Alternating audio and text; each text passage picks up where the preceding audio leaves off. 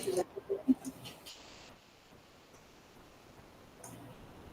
Então, é o seguinte, aqui a gente tem uma simulação para as propriedades dos estimadores, né? Basicamente, não para todas as propriedades, mas para viés e consistência. Então, lembrando, né? A gente tem um estimador. Se o valor esperado desse estimador θ-chapéu é exatamente o parâmetro que a gente quer estimar, então a gente diz que ele é um estimador não viesado, tá? E o viés, se ele tiver viés, vai ser a diferença do valor esperado para o verdadeiro valor do parâmetro, tá? Então, basicamente, o que a gente tem que fazer? A gente tem a expressão do estimador, a gente tem que calcular o valor esperado dele. Se o valor esperado for o parâmetro que eu quero estimar, ele é não viesado. Caso ele seja viesado, a diferença do valor esperado do θ-chapéu para o verdadeiro valor que eu quero estimar vai ser chamado de B de θ-chapéu, que é o viés, né? B vem de bias, em inglês a palavra é para viés, né? Então, se o viés for igual a zero, ele é um estimador não viesado para θ. Caso contrário, ele tem um viés.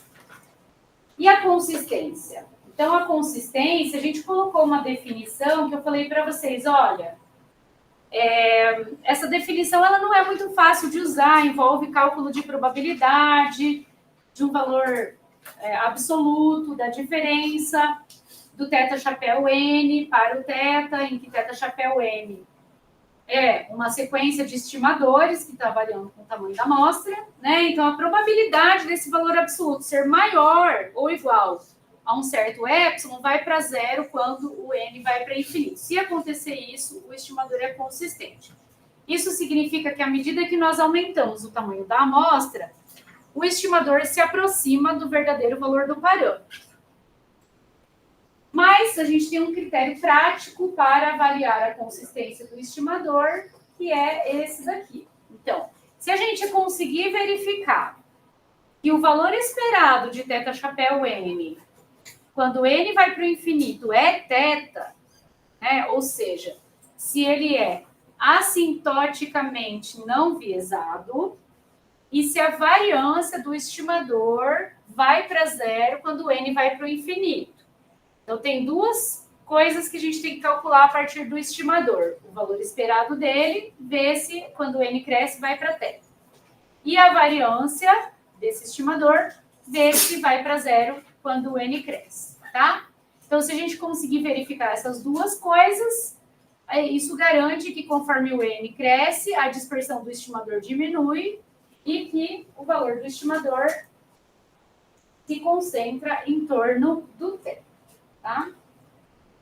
Então, se essas duas condições forem satisfeitas, o θ-chapéu N é um estimador consistente para θ. Vamos fazer uma simulação aqui para ilustrar a diferença daqueles dois estimadores que eu coloquei para vocês, em que um deles era o x-barra e o outro era só um valor da amostra, tá? Então, aqui, ó, eu estou usando as bibliotecas NumPy e Matplotlib, porque eu vou colocar um gráfico depois do viés e da consistência, aliás, da variância. Vou fixar a semente para que vocês possam reproduzir e chegar no mesmo valor, né? Se eu não colocar essa linha aqui, cada vez que cada um de vocês vai rodar, vai chegar num valor diferente, que é a simulação, né? Simulação que a gente chama de simulação de Monte Carlo, né? E eu vou fixar aqui, ó, a média populacional da distribuição que vai gerar os dados em 0. O desvio padrão populacional eu vou fixar em 5, e aí vocês podem, né, como exercício, alterar isso e ver como que se alteram os resultados, né? Eu vou gerar para cada tamanho de amostra, então vou gerar com tamanho de amostra 10, 100 e 500, 1000 observações simuladas, tá? Então, vai ser 1000 com tamanho de amostra 10, 1000 com tamanho de amostra 100, 1000 com tamanho de amostra 500. Como que eu vou fazer isso? Então, aqui, nesse pedacinho, que vai estar a minha simulação. Então, função para simular e calcular os estimadores, vai ser essa função definida como simula, underline, estimadores, em que N vai ser o tamanho de amostra que eu vou passar e N simulations vai ser o tamanho, o número de simulações que eu vou fazer. A média amostral vai ser... ela está sendo iniciada só, né? Com uma lista de zeros para média amostral e o primeiro valor com uma lista de zeros também. Aí aqui eu estou fazendo a simulação. A amostra vai receber, então lá no NumPy tem essa função random.normal, que vai gerar N valores de uma normal, com média mi e desvio padrão sigma. Para cada amostra que eu vou gerar, eu vou calcular a média da amostra e vou pegar o primeiro valor da amostra. Então, esse NPmin aqui é o x barra de cada amostra gerada, com tamanho de amostra N. E esse amostra 0 é o x1, né? Então, é o primeiro valor da amostra só.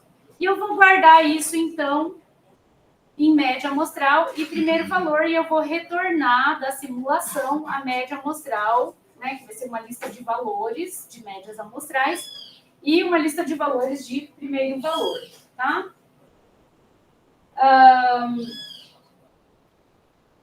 Então, eu vou pegar aquela função, ó, para N em N values, então N values eram os tamanhos de amostra.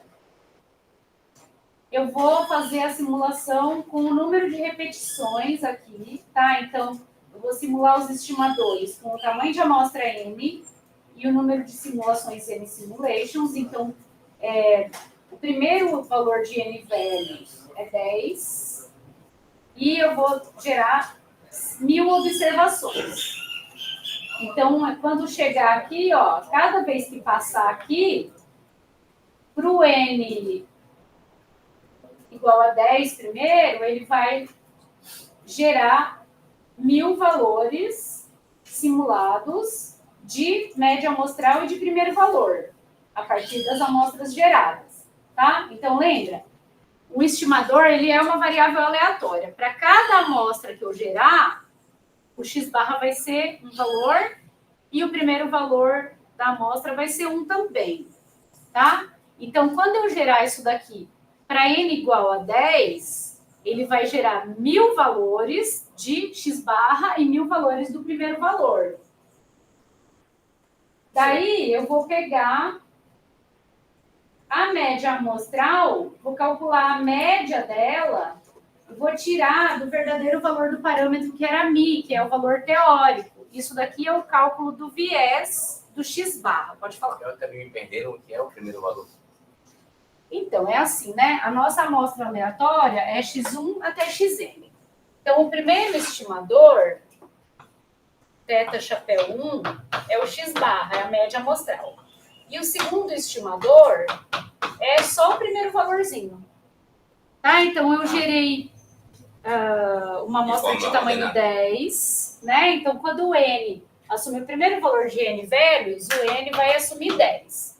Então, cada simulação vai gerar x1 até x10. Não é de forma ordenada, não. É o primeiro mesmo. Primeiro gerado. Nem é o mínimo, tá? Para mostrar para vocês que a média amostral é melhor do que pegar simplesmente o primeiro valor, tá? Então, porque alguém pode falar assim, eu não quero calcular a média, eu quero pegar só o primeiro valor gerado como estimador. Pode falar. Eu imagino que quanto maior a amostra, melhor, né? Mas tem como eu calcular um N que vai fazer sentido? Tipo, se eu tenho uma população de 1 milhão, eu consigo estimar um N para entender se a inferência que eu estou fazendo faz sentido? Consegue. Tem. Mas essa é uma das perguntas mais complicadas para você fazer para alguém da estatística. Qual que é o tamanho da amostra? Depois, quando a gente estiver lá na frente, em teste de hipóteses, a gente vai ver que eu consigo estimar o erro, na verdade, em estimação intervalar, eu consigo estimar o erro cometido com o N, tá? Mas agora, nesse momento, a gente não tem ainda artifícios para dizer qual que é o melhor N. Então, teria que ser por tentativa e erro mesmo, né? Teria que ser por teste aqui e falar assim, quando eu tenho o N tal, eu alcanço um viés de tanto. Tá? Então, a gente vai falar disso mais adiante.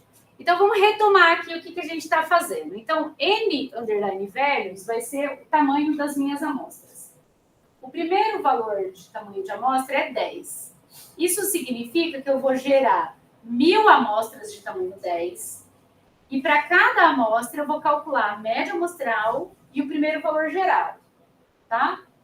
Então, aqui, ó, quando eu entro nesse for, o primeiro valor de N vai ser 10. Aqui eu vou gerar 1000 amostras de tamanho 10 e para cada amostra eu vou calcular a média amostral e o primeiro valor. Então, média amostral x barra e o primeiro valor x1. Nem é o mínimo, é o primeiro mesmo, tá? E aqui, nessa linha, quando passar por essa linha, eu vou ter uma amostra de valores de x barra e de x1. 1000 valores de x barra, 1000 valores de x1. Com 1000 valores de x barra, eu vou calcular, na verdade, eu vou calcular o observado, né? O viés do estimador. Então, o que é o viés do θ1 chapéu? Ele é o valor esperado de θ1 chapéu menos o verdadeiro valor do θ. Eu não consigo calcular o valor, na verdade, eu estou estimando esse valor esperado aqui também, né? Eu estou substituindo ele pela média de θ chapéus que eu observei. E o viés do segundo estimador vai ser o valor esperado do θ chapéu 2 menos o verdadeiro valor do θ, que nesse caso o θ é o μ, tá? Então, nessa linha aqui, viés de média amostral, eu estou pegando a média das médias que foram geradas e estou tirando o verdadeiro valor do parâmetro. E aqui eu estou pegando a média a média do primeiro valor, dos primeiros valores de cada amostra, menos μ. Mas vocês peguem esse código e abram um pouco mais para vocês verem em cada passo o que ele está gerando, tá? Aí eu vou fazer o gráfico. Então, ó, note que ainda está dentro do for, então ainda estou para tamanho de amostra 10. Aí ele vai plotar, né? O que ele vai plotar? Ele vai plotar o viés das médias amostrais e o viés do primeiro valor. Depois eu faço a mesma coisa para a variância. Então, lembra que a variância vai ser simplesmente a variância das médias geradas. E aqui vai ser a variância dos primeiros valores gerados. E aí eu vou plotar a média e a variância, desculpa, o viés e a variância para N igual... eu queria que ele tivesse ficado de outro jeito, mas tudo bem. Depois a gente pode mexer nesse código aqui. Mas assim, vamos focar só nessa primeira coluna aqui do gráfico. Então, o que é essa primeira coluna do gráfico? Em azul, então, por que eu fixei a primeira coluna? Porque a gente está em N igual a 10. Então, N igual a 10, isso daqui é o viés do primeiro estimador e o viés do segundo estimador. Mas o viés do primeiro está maior do que o viés do segundo. Só que os valorzinhos aqui ó, estão entre menos 0,03 e 0,05. São todos pequenos, tá? Só que na simulação apareceu que o viés do primeiro foi maior do que o do segundo. E a variância? Olha, a variância para N igual a 10. A variância da média amostral já fica bem menor do que a variância do primeiro valor, tá? Aí eu repito, né? Então, vou para o segundo passo aqui do for para N igual a 100. Repito a mesma coisa. Estou gerando 1000 amostras de tamanho 100. Para cada amostra, eu calculo a média amostral e pego o primeiro valor. depois de gerar as 1000 valores, né, de x barra e de x1, eu calculo a média e a variância, e aí eu olho agora para a segunda coluna desse gráfico aqui. Então, a segunda coluna desse gráfico tem o viés para n igual a 100. Agora, o viés, ó, ele ficou pequeno para o x barra e ficou grande para o x, só que ainda são valores pequenos na escala aqui. Tá? Então, porque os dois são não viesados, né? E agora, a variância, ó, essa diminuiu, a variância do x barra, e a do único valor ficou igual. Inclusive, mesmo valor próximo aqui. Que é quem? Que é o sigma quadrado. Lembra que o sigma que a gente usou para a simulação era 5? É 5 ao quadrado, sigma quadrado. Ele mantém em sigma quadrado. E esse daqui fica sigma quadrado sobre n. Né? Então, lembra que o valor esperado do x barra. Então, a gente tá justamente no problema da normal, né? X tem distribuição normal μ sigma quadrado. x1 até xn é uma amostra aleatória de x. O valor esperado do x barra é μ. O valor esperado do x1 é μ também. A variância do x barra é sigma quadrado sobre n, lembra porque o n sai ao quadrado, e a variância do x1 continua sendo sigma quadrado. E se eu aumentar para 500? Então, se eu aumentar para 500, aí é o terceiro valor aqui desse n velhos, né? O terceiro tamanho de amostra que a gente virou aqui. O viés, gente, ele tá dando a impressão que do segundo é muito maior, mas o valor da escala aqui, ó, é bem pequenininho, tá? O viés é pequeno para os dois, mas a variância do x barra diminui ainda mais e do primeiro valor é mantida em sigma quadrado, tá? Então, principalmente, essa segunda linha de gráficos aqui, que mostra pra gente que é melhor eu usar a média amostral do que usar só o x1. Por quê? Porque a variância do x barra diminui com o n, porque ele é consistente. E a variância do x1 vai ser sempre sigma quadrado. Se eu tiver uma amostra de tamanho 1 milhão, a variância do x barra vai ser bem pequenininha. Vai ter muita informação sobre o verdadeiro valor do parâmetro. E a do primeira observação vai ser mantida. Não entendi uma parte que como é que você pega o valor de μ numa situação real? Porque na teoria ele é desconhecido. É justamente por isso que a gente faz a inferência estatística. Eu não conheço ele. Eu não conheço. Só que eu sei que esse estimador é não viesado e consistente. Então, numa situação real em que eu não conheço o verdadeiro valor do parâmetro, eu tenho a garantia da inferência estatística de que é bom usar essa média amostral. E aí é ela justamente que eu vou usar para estimar o μ. Então, eu não conheço. Tá? Que aí se substitui dentro dela. Então, é que na prática, na vida real, a gente não vai mais precisar fazer essa conta aqui. Eu vou simplesmente usar o x barra. Porque a teoria de inferência garante que ele é um bom estimador. Tá? Então, isso daqui a gente faz só para estudar as propriedades dos estimadores. Mas, na prática, eu vou pegar o x barra e vou estimar o μ. Eu nunca vou conhecer o μ. Certo. Tá bom? Beleza. Então, vamos lá. Então, esse foi um exemplo aqui de viés e consistência. Alguém não entendeu mais alguma parte? Tá. Então, como eu falei para vocês, né? Eu ia disponibilizar esse notebook lá, mas eu vou fazer isso quando o Edisciplina estiver disponível, tá? Outra coisa... Se pesquisar seu GitHub, consegue assim. Consegue. Se você for no GitHub... Tem um repositório, bem lembrado, tem um repositório no GitHub que é a Introdução à Inferência Estatística, que tem os notebooks que eu uso nessa disciplina. Então, se você for lá em notebooks de Introdução à Inferência Estatística, tem esse viés e consistência de estimadores. Aí, como exercício, o que vocês podem fazer?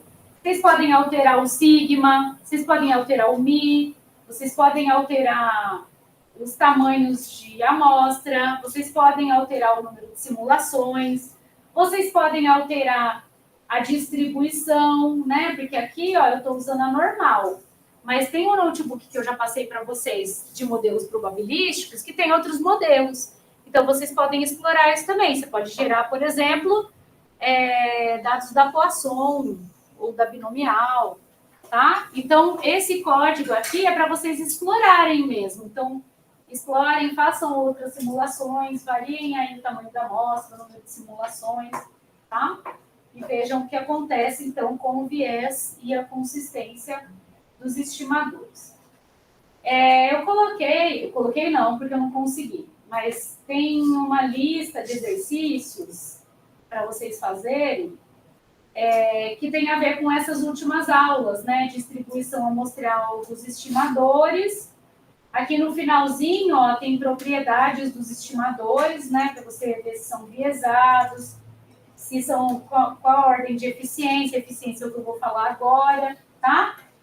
E para alguns exercícios aqui, ó, precisa do teorema do limite central. Então, depois de falar de eficiência e erro quadrático médio, eu vou falar de teorema do limite central para vocês, né? Que é uma revisão, mas a gente vai falar aqui.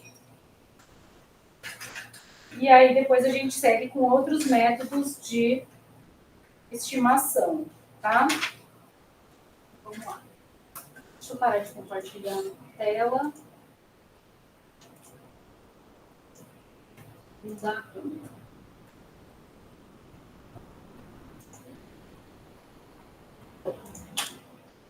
Certo. Posso desligar isso por não passar. Oi? Ele fica, mas depois na gravação fica certinho. Por isso que eu vou desligar aqui, porque senão vocês vão ficar olhando para ele espelhado, né?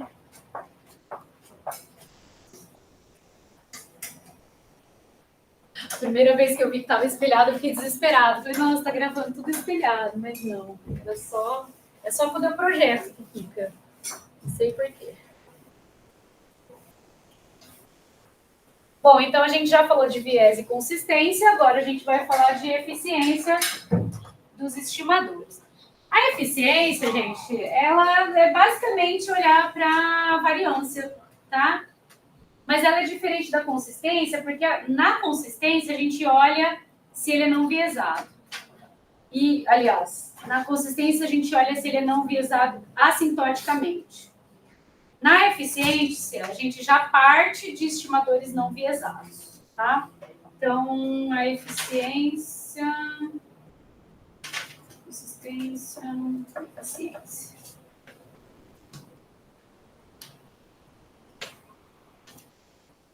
Então, continuando, né, propriedades dos estimadores.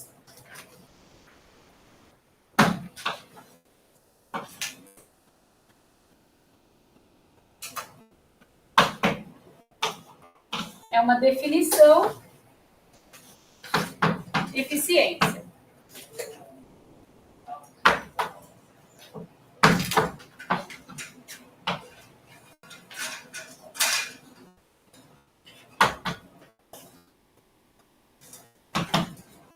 Então, considere dois estimadores não viesados. Então, aqui a gente já parte de dois estimadores não viesados. Teta, chapéu 1 e teta, chapéu 2 para o parâmetro teta.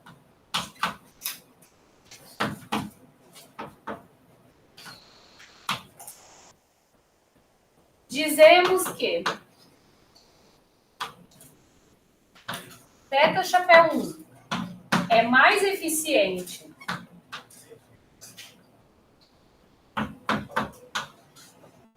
que teta, chapéu 2 se a variância do teta, chapéu 1 é menor do que a variância do teta, chapéu 2. Então, ai, que pena, cortou um pedacinho.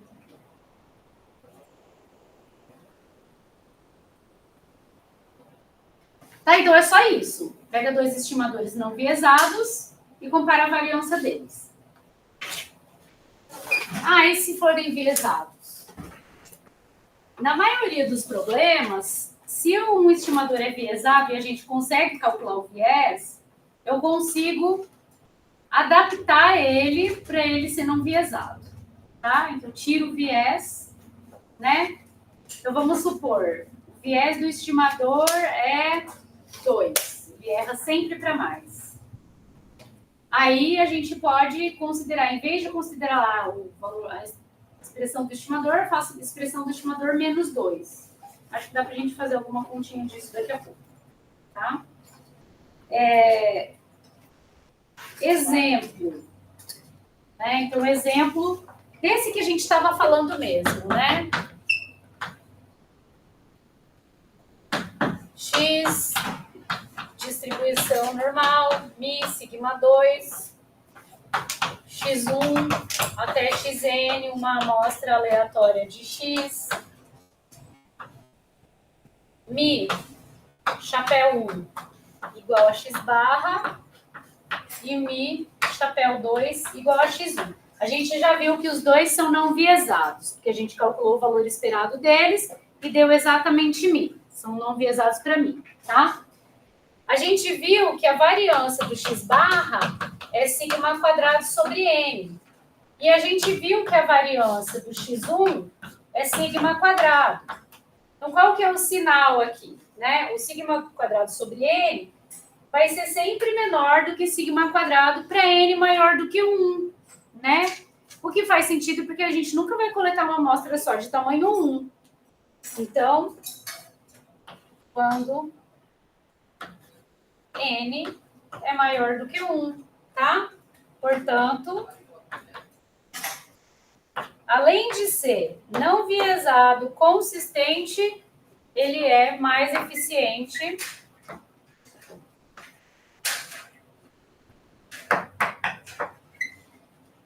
que somente pegar o primeiro valor da amostra. De uma forma um pouquinho mais geral, a gente poderia pensar também assim. Ah, e se eu não pegar só o primeiro valor? E se eu pegar o primeiro valor e o segundo? E se eu pegar o primeiro valor e o terceiro? E se eu pegar o primeiro, o segundo e o terceiro? Essa variância, ela não vai ser sigma quadrado, ela vai estar dividido por algum n quadrado. Só que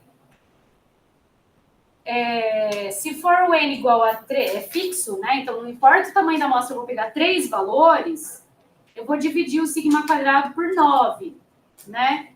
Ainda o sigma quadrado sobre n vai ganhar, tá? Então, ele vai ter a variância menor do que o sigma quadrado dividido por 9, por exemplo, se o n, nesse caso, for maior do que 3, tá? Então, o x barra é consistente, não viesado e é mais eficiente nesse caso. Então, a eficiência, ela vai ser sempre em comparação, né, de mais de um estimador. Eu nunca vou falar assim, o estimador mais eficiente de todos é esse. Sempre pode parecer algum um pouco melhor. Você deixa a porta aberta? Eu gosto de ventilador. Obrigada. Oi? Tem algum caso onde pegar o primeiro valor é minimamente eficiente? Tem. É assim, ó. Não importa qual é a minha amostra, o estimador vai ser 2. Por exemplo. Eu não vou pegar informação nenhuma da amostra. Nesse caso, é melhor você pegar o primeiro. Quer dizer, não vai ser eficiente também nesse caso. Olha, não vai ser eficiente nesse caso, porque o 2, qual que é a variância de um número? É 0. Então, não faz sentido, né, a gente falar desse caso. Na verdade, aí eu nem vou estar estimando a partir da amostra. Então, aí a amostra né? Então, aí a amostra você não pega informação nenhuma da amostra. Tá? Beleza. Então, vamos lá. Ó, agora, a próxima propriedade é o erro quadrático médio. Tá? Por quê? Eu posso ter estimador viesado, que não é consistente, e um outro que é não viesado e é consistente. Qual dos dois eu escolho? Né? Então, o viés, ele leva em conta o valor esperado do estimador. E a consistência leva em conta a variância do estimador. O erro quadrático médio vai ser um critério que vai levar em conta tanto o viés quanto a variância do estimador, tá? E é um critério que é bastante usado, né? Mas a gente vai entender aqui como que usa e por que ele é a soma do viés com a variância, tá? E o erro quadrático médio, vocês já sabem, quem já viu alguma coisa de aprendizado de máquina, sabe que ele vai ser usado lá na frente também com as funções de predição, né, os estimadores. Então, vale a pena a gente olhar aqui para o erro quadrático médio, tá?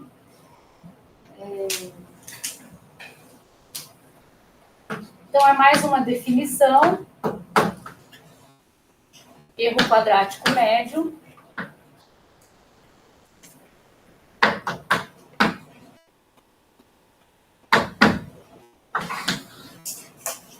Que a gente costuma escrever EQM.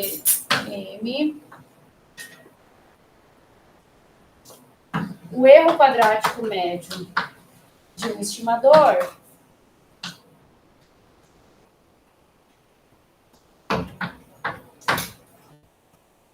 para estimar θ, né? Então, de um estimador θ, a gente sempre tem que falar, né? Quem que é o estimador e para quem que eu quero estimar, né? Para estimar θ é erro quadrático médio do θ chapéu para estimar θ, o valor esperado de θ chapéu menos θ ao quadrado. E aí a gente vai desenvolver as continhas aqui para mostrar que isso é o viés mais a variância, tá? Então, vou abrir esse quadrado aqui, tá? Então, essa é a definição, tá? Só que aí a gente vai mostrar, né, que isso é o viés mais a variância, tá? Temos, então, o valor esperado do θ chapéu menos θ ao quadrado pode ser desenvolvido como valor esperado de θ chapéu ao quadrado menos 2 vezes o primeiro vezes o segundo mais o segundo ao quadrado. E como que a gente desenvolve isso daqui? Bom, vamos lembrar...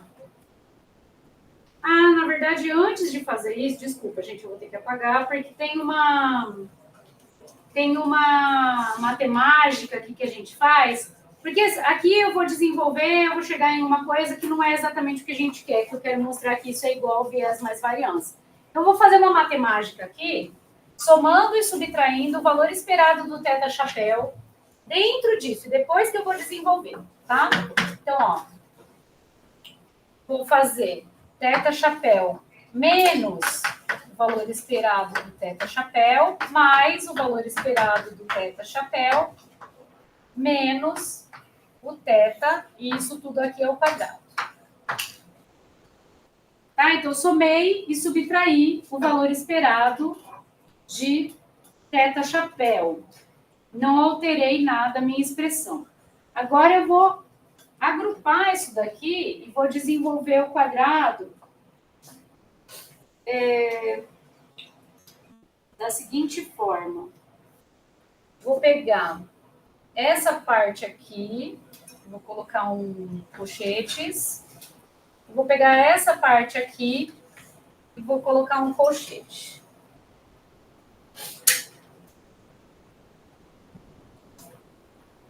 A segunda parte... deixa eu desenvolver primeiro. Então, se vocês quiserem esperar um pouquinho, depois eu deixo vocês copiarem, tá? Porque pode ser que a gente tenha que apagar de novo.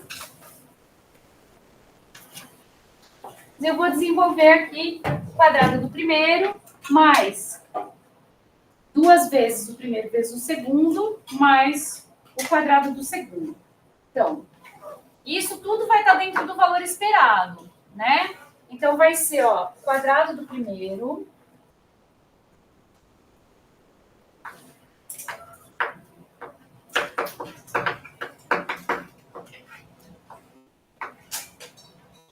Mais 2 vezes o primeiro vezes o segundo.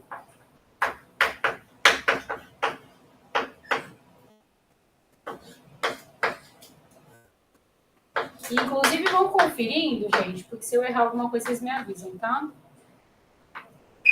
Quadrado do segundo. Mais o quadrado do segundo. Só que tudo isso está dentro do valor esperado. E o valor esperado eu posso distribuir, né? Porque o valor esperado da soma é a soma dos valores esperados. Então, isso daqui vai ser o valor... Agora eu vou distribuir os valores esperados. Teta chapéu menos z de teta chapéu ao quadrado, mais 2 vezes o valor esperado. Então, esse daqui tá, o valor esperado. Mais 2 vezes o valor esperado de teta chapéu menos valor esperado de teta chapéu, que multiplica valor esperado de teta chapéu menos teta ao quadrado, mais o valor esperado de teta chapéu menos teta ao quadrado. Então, eu vou parar para conferir, tá? Então, nesse passo, eu só distribuí os valores esperados. Então, eu tinha feito o quê? Esse primeiro ao quadrado, dentro do valor esperado. Peraí, mais 2 vezes esse daqui, vezes esse daqui. Ah, esse não tem ao quadrado. Obrigada. Era isso? E ali você tinha que parar. Mais esse daqui ao quadrado. Perfeito. Sobrou um quadrado aqui. Obrigada. Perfeito. Então, nesse primeiro passo, eu desenvolvi o quadrado aqui desse, mais o quadrado desse, mais 2 vezes o primeiro vezes o segundo. No segundo passo, eu só abri os valores esperados, tá?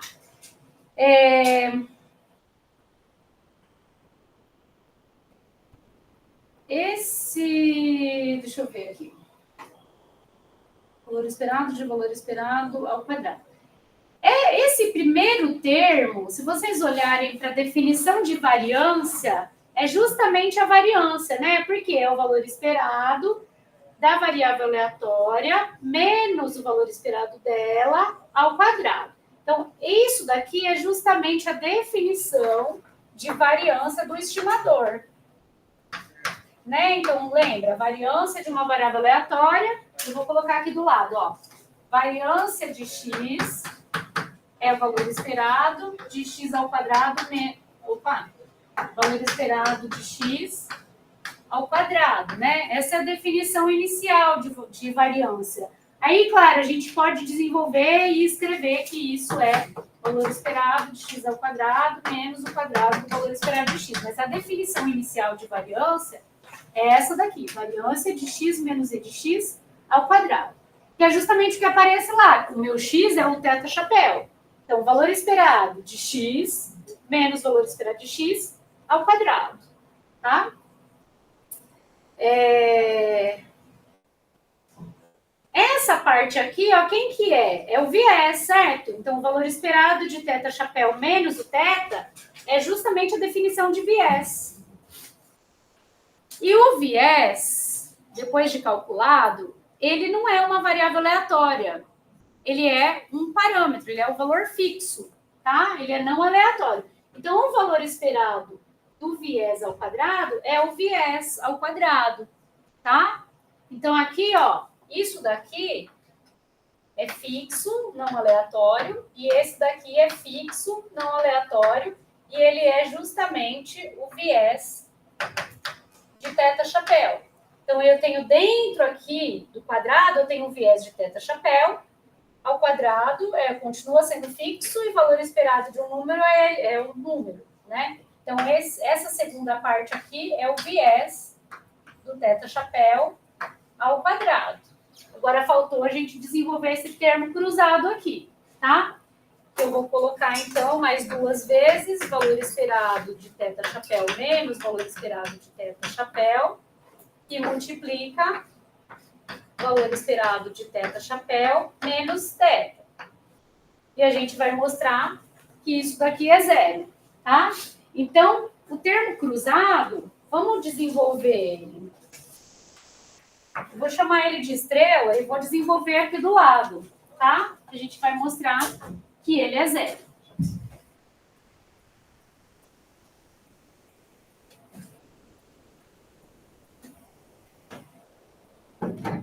Então, vamos desenvolver. Olha,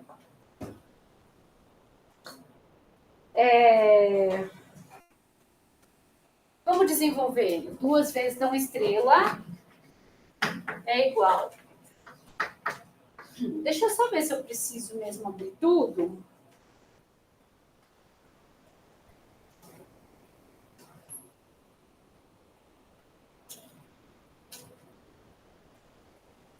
Tem uma coisinha para a gente ver aqui, ó.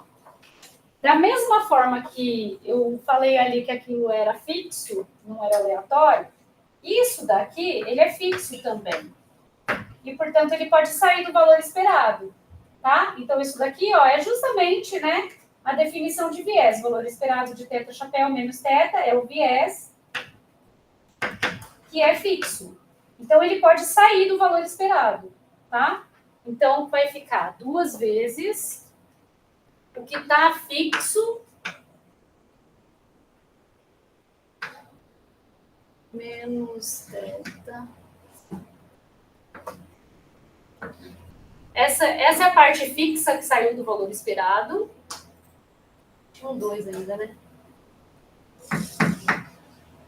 E aí eu fico com o valor esperado daquela primeira parte, que era θ-chapéu menos o valor esperado de θ-chapéu.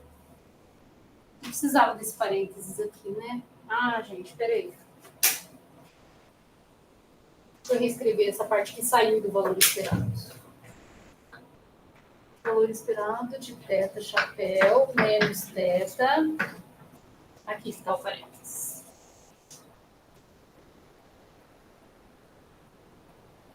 Tá certo? Essa é a parte que saiu do valor esperado, tá? Saiu do valor esperado. Porque era fixo. Né? Gente, eu tinha falado para vocês que eu ia escrever e vocês podiam escrever depois e daí eu apaguei, né? Mas tá gravado. Espero. Senão a gente faz tudo. Eu faço para vocês a folha, tá? Tá.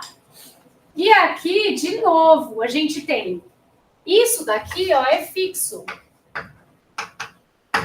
Lembra que a gente tinha que o valor esperado de x mais a era o valor esperado de x mais a?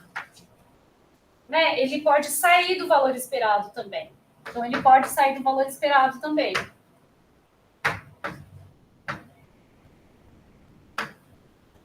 E aí, essa segunda parte aqui dá zero. Por quê? A gente fica com 2 vezes o valor esperado de θ-chapéu menos θ, e multiplica o valor esperado de θ-chapéu menos o que é fixo, que é o valor esperado de θ-chapéu. Então, esse daqui dá zero, e aí, portanto, o estrela é igual a zero, tá? Portanto, o erro quadrático médio do estimador θ-chapéu é a variância do estimador mais o viés ao quadrado.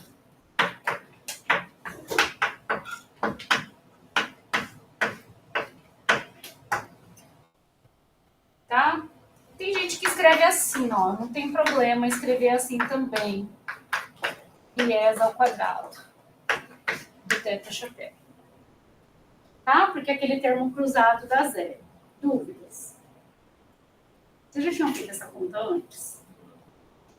Guardem, porque vocês vão usar de novo isso, tá? Quando for fazer aprendizado de máquina, vocês vão fazer uma conta muito parecida com essa.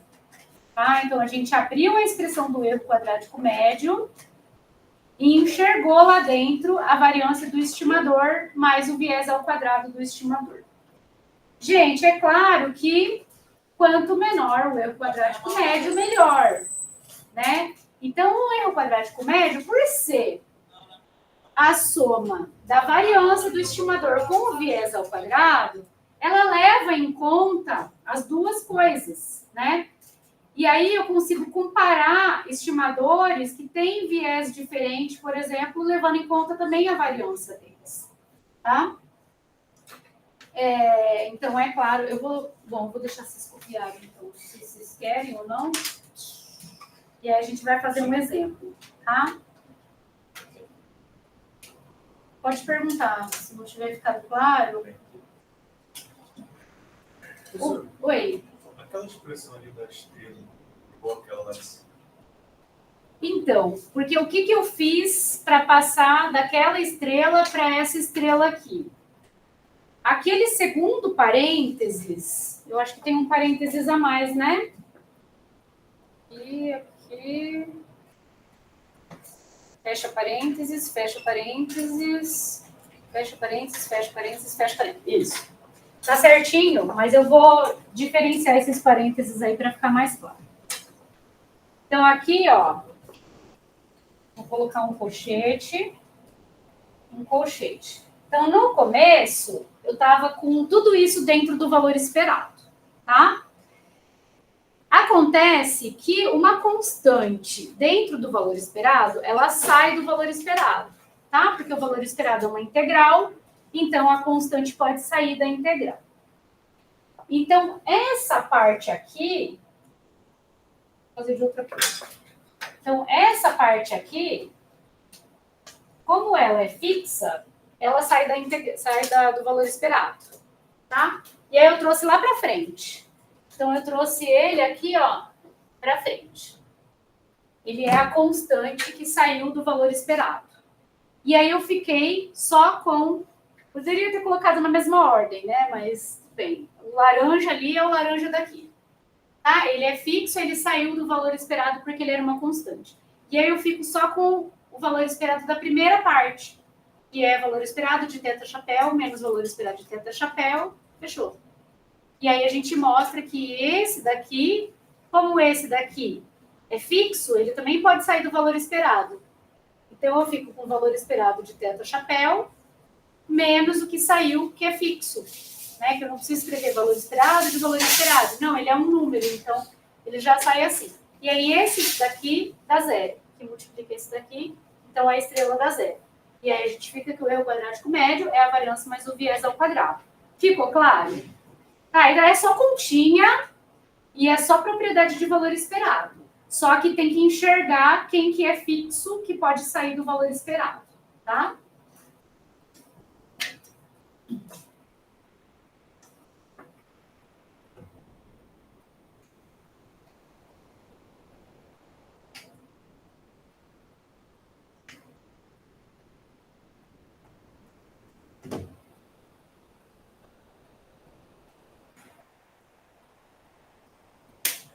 Então, eu vou completar só com uma observação. Vou apagar só a primeira linha aqui, ó. Então, continuação, tá? Daquilo ali. O erro quadrático médio é um critério, uma propriedade, né? Um critério. É um critério, na verdade, que leva em conta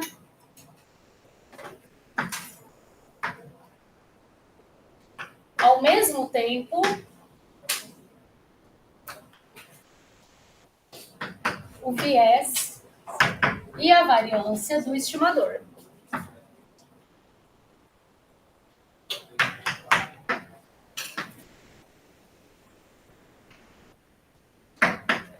Quanto menor o erro quadrático médio, melhor. Né? A gente busca estimadores que tenham o menor erro quadrático médio possível para estimar o parâmetro. Ok? Então, vamos fazer um exemplo de erro quadrático médio.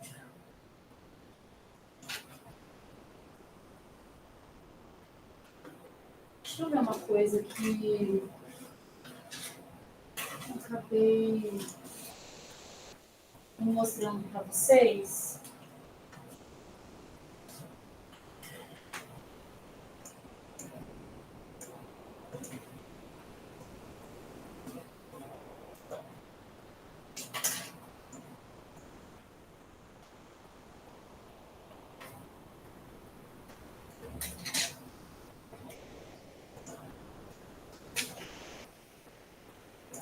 Nossa, o clipe não vai, o clipe não vai.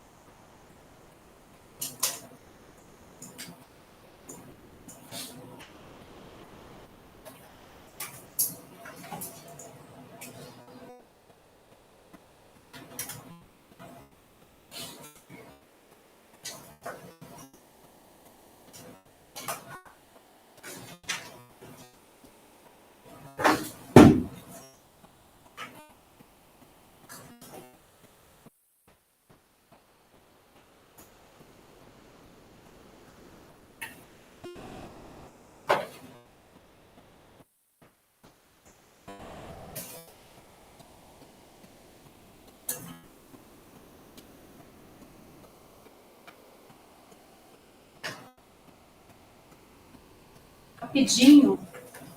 Na verdade, eu poderia ter mostrado antes isso, né?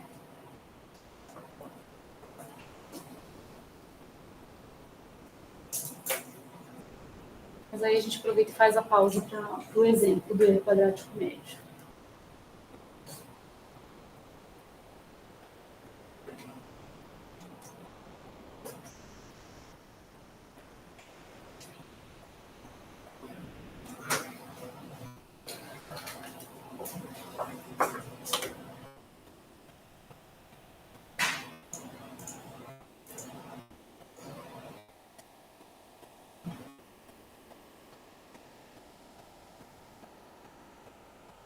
Então, a ideia do viés e da consistência é a ideia de um atirador, né? Que quer, então, acertar o alvo, né? Então, a gente quer acertar o alvo, que significa acertar o valor do estimador próximo, mais próximo do parâmetro possível. Então, o centro do alvo é o que a gente quer acertar, né? Naquele contexto de simulação, a gente viu que para cada amostra que eu tomo, eu vou ter um valor de x barra, um valor do primeiro valor e do estimador que eu quiser. Aí imagina que os estimadores estão vindo todos para cá, né? Essa é a ideia do estimador viesado. Eu erro sempre para o mesmo lado, tá?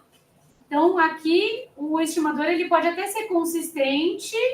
Aliás, ele não pode ser consistente, gente. Ele teria que corrigir o viés dele para ele ser consistente, porque assim, assintoticamente, ele vai continuar errando para cá, né?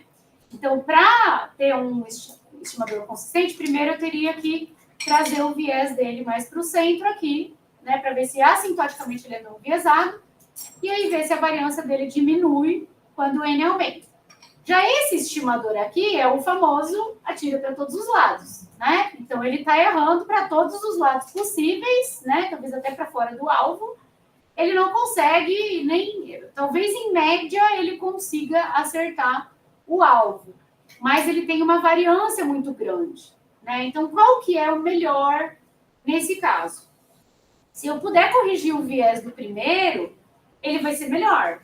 Como que eu corrijo o viés dele? Entendendo como que é o viés dele. Então, o viés dele não é para cima e para a esquerda. Então, eu vou falar para ele, olha, fulano, se você mirar para cá, Em vez de você estar mirando no alvo, você está acertando acima e à esquerda. Então, mira para baixo do alvo e para a direita, que você vai começar a acertar o centro do alvo, né? Essa é a ideia de correção de viés. Então, conhecendo o viés, eu consigo corrigir o viés. E aí, como ele vai ter uma variância menor do que esse daqui, ele vai ser melhor. O erro quadrático médio, ele consideraria as duas coisas, né? Então, esse daqui, ó, talvez ele seja não viesado, porque em média, talvez ele acerte o centro do alvo. Mas ele tem uma variância muito grande. Esse daqui, ele tem a variância pequena, mas ele erra sempre para cima. Então, ele tem um viés muito grande, tá? Então, essa é a ideia do erro quadrático médio. Levar em conta, né, o viés e a variância e tentar escolher entre esses dois estimadores, tá? Então, deixa eu voltar para o exemplo. Mas parece assim, visualmente é mais fácil corrigir um viés do que uma variância grande. A variância é mais difícil de corrigir, tá? O viés, se a gente entender ele, muitas vezes fica mais fácil de corrigir do que a variância, tá? Vamos fazer um exemplo do tipo que vai ter na lista de vocês de erro quadrático médio. É um exemplinho até bobinho, mas vamos só para fixar aqui o conceito, né? Então, exemplo.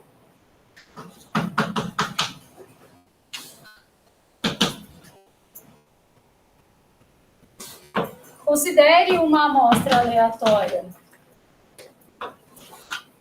x1 até xn de uma população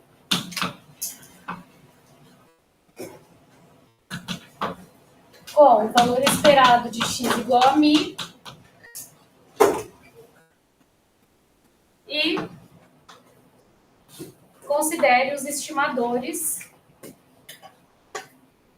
seguintes, né? μ1 chapéu e μ2 chapéu, tais que o valor esperado de μ1 chapéu é μ mais 6, então ele é viesado, e o valor esperado de μ chapéu 2 é também viesado, só que para o outro lado, tá? Então, um erra sempre para mais e um erra sempre para menos. E são conhecidas as variâncias também. A variância de μ1 chapéu igual a 2 e a variância de μ2 chapéu igual a 3. Qual é melhor? Então, um tem viés maior e o outro tem... Então, quanto que é o viés do primeiro? Viés é o valor esperado do estimador menos o verdadeiro valor do parâmetro. Então, o viés do primeiro é 6. E quanto que é o viés do segundo? O valor esperado dele menos o verdadeiro valor do parâmetro. Então, o viés do segundo é menos 5. O primeiro, embora seja mais viesado, ele tem uma variância menor do que o segundo. Então, a variância do primeiro é 2, a variância do segundo é 3. Para escolher entre esses dois estimadores, a gente pode calcular o erro quadrático médio, que leva em conta as duas propriedades, né? Então, o erro quadrático médio do primeiro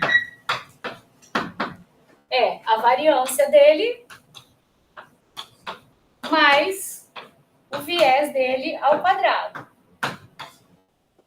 Então, a variância dele é 2 e o viés dele é 6 ao quadrado, que dá 38. O erro quadrático médio do segundo é a variância dele mais o viés ao quadrado dele, que dá 3 mais 5 ao quadrado, dá 28. Observação. O viés primeiro é o valor esperado dele, menos o verdadeiro valor do parâmetro, né? Então, é mi mais 6 menos mi é 6. O viés do segundo é o valor esperado dele, menos o mi, que é mi menos 5, menos mi, que é menos 5. Então, aqui é menos 5, na verdade, né? Ó, menos 5 ao quadrado. Então, como o segundo estimador tem menor erro quadrático médio do que o primeiro, por esse critério, eu escolho o segundo, tá? Então, como Mi2, ou vou colocar assim, né? Erro quadrático médio do Mi2 chapéu é menor do que o erro quadrático médio do Mi1 chapéu.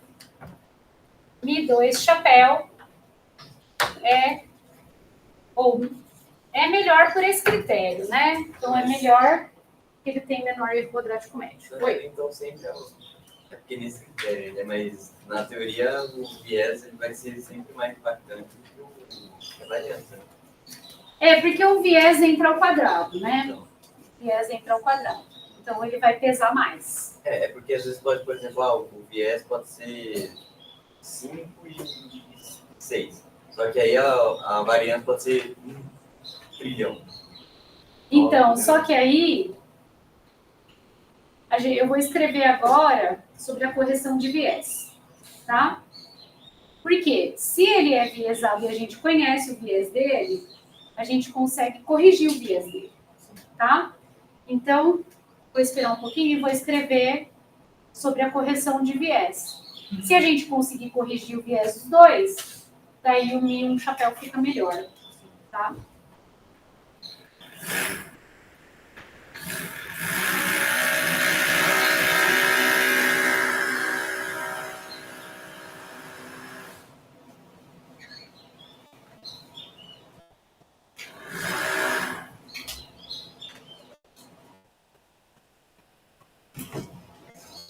Oi.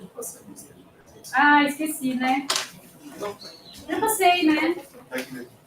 Isso, passa de volta. Vocês não me deixarem brava de vir assinar depois de terminar a aula.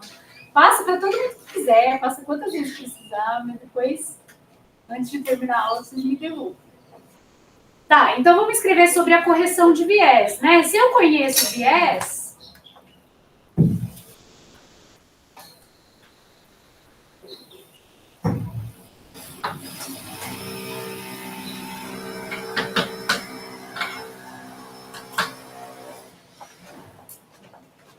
gente, fala sério, né?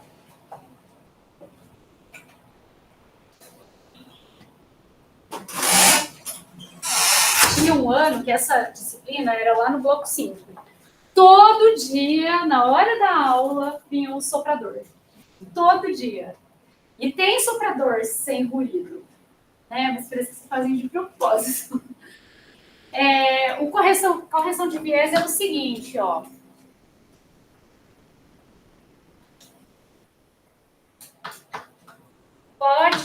Podem ser propostos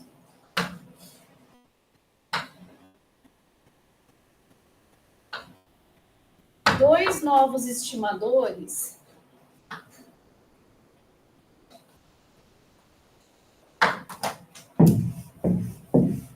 baseados em Mi1 chapéu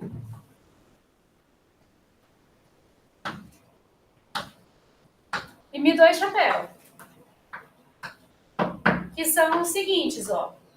Considere, então você tem a expressão do estimador e você sabe que o viés dele é 6. Então você pode considerar ele menos 6.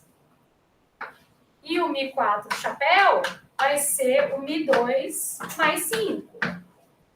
Quanto que é o valor esperado de Mi3 chapéu? É o valor esperado de Mi1 chapéu menos 6. Mas o valor esperado de Mi1 chapéu não era Mi mais 6? Então, eu fico com Mi mais 6 menos 6. E fica Mi, tá? E o valor esperado de Mi4 chapéu é Mi menos 5 mais 5. Por quê? Porque essa constante aqui, que subtrai, que soma, ela sai do valor esperado. Tá? Então, a gente corrigiu o viés do Mi1 chapéu e do Mi2 chapéu. E aí, como que fica, então, a variância? Vamos calcular a variância desses dois novos estimadores. Então, gente, isso são propriedades de valor esperado e de variância, que eu passei para vocês umas aulas atrás. Como que fica a variância do Mi3 chapéu? Fica a variância do Mi1 chapéu menos 6, que é a variância do Mi1 chapéu, que é 2. Por quê? Porque essa constante dentro da variância, ela some. E a variância do Mi4 chapéu é a variância de Mi2 chapéu mais 5, que é a variância do Mi2 chapéu, que é 3. Agora, eu escolho o Mi4 chapéu. Por quê? Porque ele é não viesado, valor esperado, desculpa, Mi3 chapéu.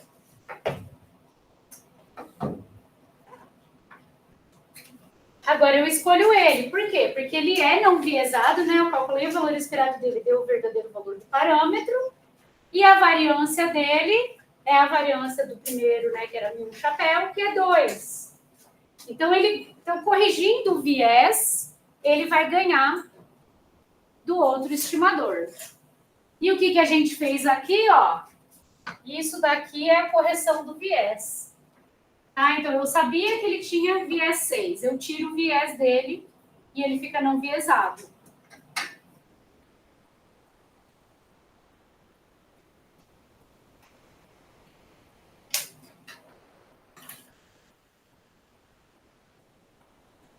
Tudo bem?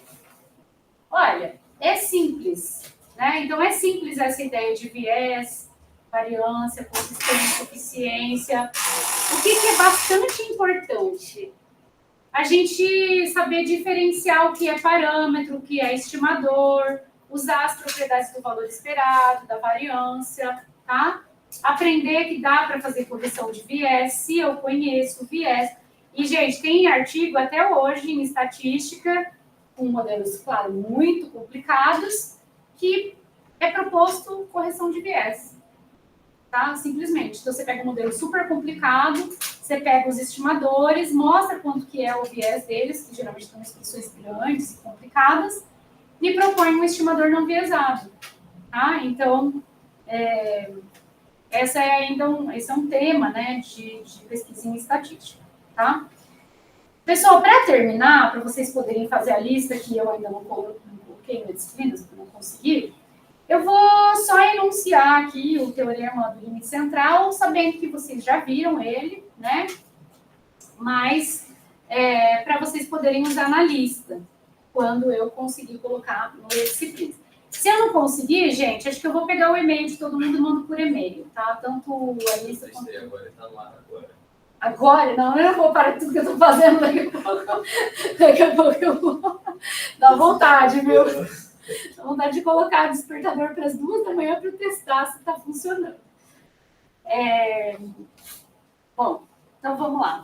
Vou só enunciar aqui o teorema do limite central, sem entrar em provas, né? Sem entrar em detalhes, só para vocês poderem fazer a lista, né? Então, isso daqui é a distribuição amostral da média.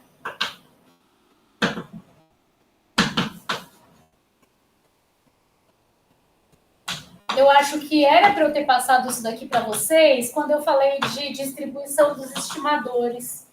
E aí eu devia estar fora da ordem, eu não coloquei, mas tudo bem. Não importa a ordem aqui, a gente precisa desse resultado, tá? Então, considere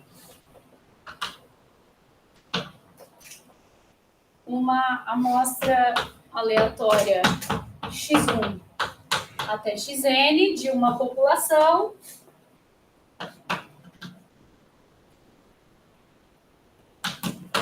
com valor esperado x igual a μ e variância de x igual a sigma quadrado. Eu abuso um pouquinho da notação, eu poderia ter escrito um pouquinho mais formal, falando o seguinte: é uma população descrita por uma variável aleatória x, tal que o valor esperado de x é μ e variância de x é sigma quadrado, tá? Nós já vimos que o valor esperado, então isso daqui a gente já fez a conta. O valor esperado de x barra é μ e a variância de x barra é sigma quadrado sobre n, porque o n sai ao quadrado, aí eu fico com n termos sigma quadrado, e aí fica um n ao quadrado embaixo, um n em cima, eu cancelo 1 e fico com sigma quadrado sobre n. Então, isso a gente já fez, tá? Agora, o teorema do limite central, inclusive eu tenho uma simulação disso para mostrar para vocês. Teorema do limite central. É o TLC. Que algumas pessoas chamam teorema central do limite, e realmente ele é um teorema central, assim, ele é um teorema no sentido de importante, tá? Mas aqui vai ser no sentido de, por isso que eu prefiro chamar de teorema do limite central, de centralizar a variável aleatória, tá? Então, a gente nesse mesmo contexto, né? Nesse mesmo contexto, e aqui é importante, ó, independentemente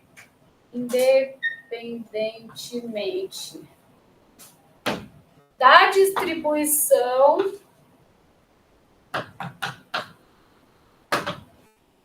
original de x,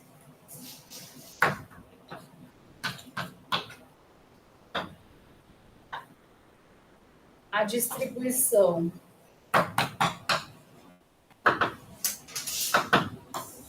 de x barra menos μ sobre sigma sobre raiz de n é aproximadamente normal padrão quando n é suficientemente grande. Então, essa daqui a gente chama de z, é o quê? X barra menos μ dividido por sigma sobre raiz de n. Então, nesse mesmo contexto aqui, em que a gente tem uma amostra aleatória, ou seja, todas as variáveis são independentes e têm a mesma distribuição de probabilidade, que não importa qual é, mas que tem média μ e variância sigma quadrado, a distribuição, e agora eu vou enfatizar, dx barra converge para normal.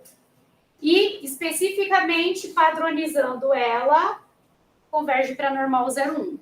Então, é extremamente importante a gente enfatizar que não é a distribuição da variável original, mas é a distribuição do estimador média amostral, tá? Então, não é que a distribuição de x vai convergir para normal, sendo x Poisson.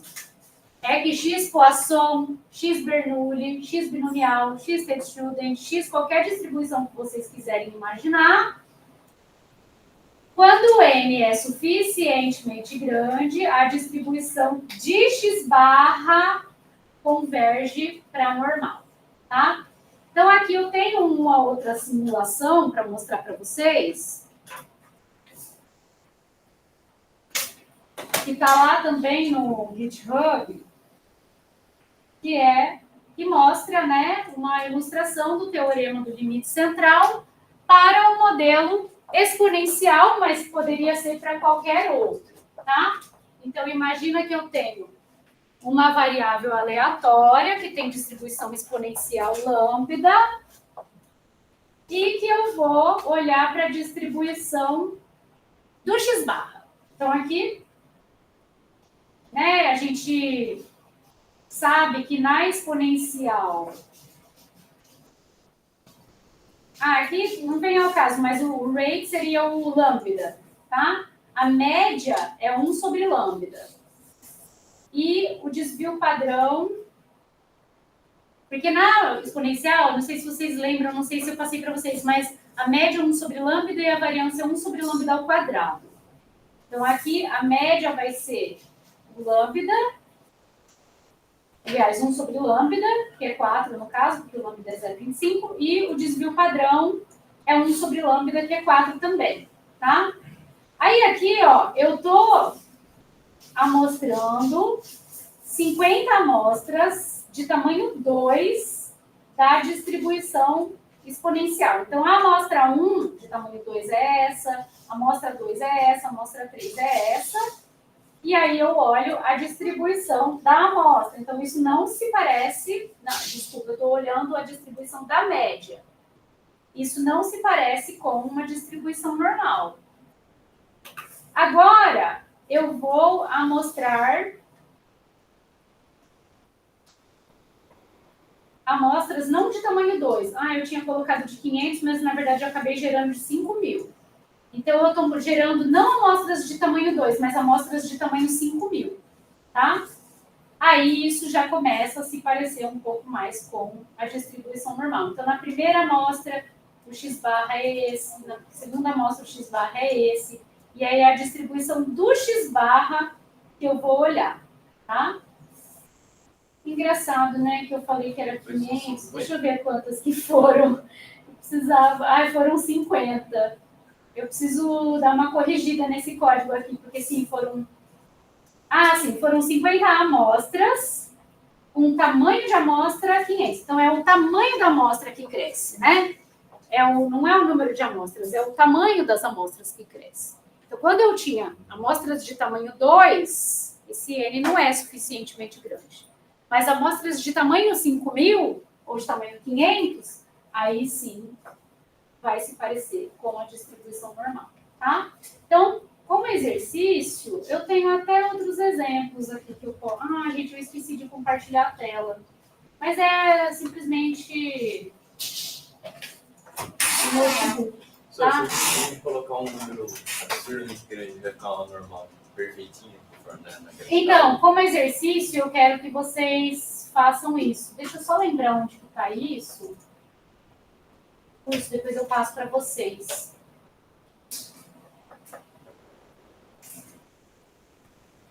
Depois eu passo para vocês esse pedacinho, que essa simulação aqui, ela ficou bem bonitinha. Aqui, ó. Aqui eu simulei de uma uniforme. Eu simulei um tamanho de amostra 10, com 1.000 réplicas.